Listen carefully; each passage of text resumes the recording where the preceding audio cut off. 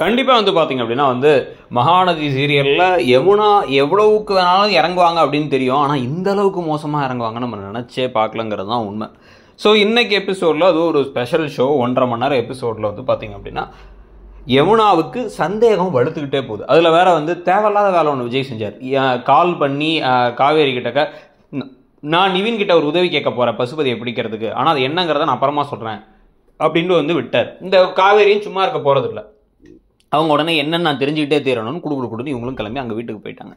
அங்கே வீட்டுக்கு போகும்பொழுது தான் வந்து பார்த்தீங்கன்னா நிவின் எங்கே போகிறார் திடீர்னு சொல்லிட்டு நிவினை ஃபாலோ பண்ணிட்டு யமுனா போகும்பொழுது அவங்க ஒரு வீட்டுக்குள்ளே நுழைகிறத பார்த்துட்டு அந்த வீட்டுக்குள்ளார இவங்க 2 பேரும் தனியாக இருக்காங்க. காவேரியும் நிவினும் முடிவு பண்ணி என்ன தனியாக வீடு பார்த்து தனி கொடுத்தம் போகிறீங்களா அவ்வளோதானா அப்படின்னா, அங்கே விஜய் இருந்தார் அவர் கூப்பிட்டாரு தான் போனேன், அங்கே காவேரி இருந்தாங்க எனக்கு தெரியல அப்படின்னு இவங்க என்னதான் இவர் சொன்னாலும் கேட்காம நம்பாமல் இது எல்லாத்துக்கும் ஒரு முடிவை கட்டுறோம் அப்படின்ட்டு அந்த வீட்டில் தான் விஜய் இருக்காங்கன்னு போலீஸுக்கே கால் பண்ணி சொல்கிறாங்க யமுனா. இதை அவங்க செய்ய வேண்டியதுக்கான ஒரு காரணமே கிடையாது. டேரெக்டாக வந்து இவங்க 2 பேரும் நிவினுக்கும் இந்த பக்கம் காவேரிக்கும் இருக்க விஷயத்தில் எதுக்கு விஜய் அவங்க கோத்து விடணுங்கிறதும் புரியல. சும்மா ஏதாச்சும் வந்து மண்டக்கோளாறில் ஏதாவது செய்கிற மாதிரி தான் வேலைகளை செய்ய.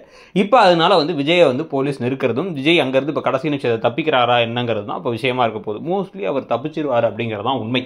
ஸோ அவர் தப்பிச்சிட்டாரு அப்படின்னு வந்து பார்த்தீங்க அப்படின்னா இந்த மாதிரி வேலையை யமுனா செஞ்சாங்கன்னு தெரிஞ்சால் யமுனாவுக்கு விவாகரத்தே கொடுக்கறதுக்கு ரெடி ஆகிடுவார் நிவின். நான் ஏற்கனவே வேண்டாம் விருப்பம் தான் வந்து உங்க கூட வாழ்ந்துட்டு இருக்கேன், இதில் இந்த அளவுக்கு கேவலமாக செஞ்சுட்டு இருக்க சந்தேகம் வந்துங்கிறது ஒரு பிசாசு, அது வந்து உள்ளார வந்துருச்சுன்னா அதை மாற்றவே முடியாது.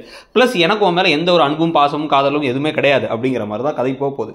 ஸோ அதில் என்ன நடக்க போகுது, இந்த யமுனாவுக்கும் நிவினுக்கும் விவாகரத்து கிடைச்சா ஓகே நினைக்கிறீங்களா? ப்ளஸ் இப்போ இங்கே வந்து பார்த்தீங்கன்னா இந்த ஃபுல் ட்ராமாவில் என்ன நீங்கள் எதிர்பார்க்குறீங்க அப்படிங்கிறத சொல்லுங்கள். இன்னைக்கு எபிசோடு வந்தோன்னா எபிசோடுக்கான ரிவ்யூமே கொடுக்குறோம் நாங்கள்.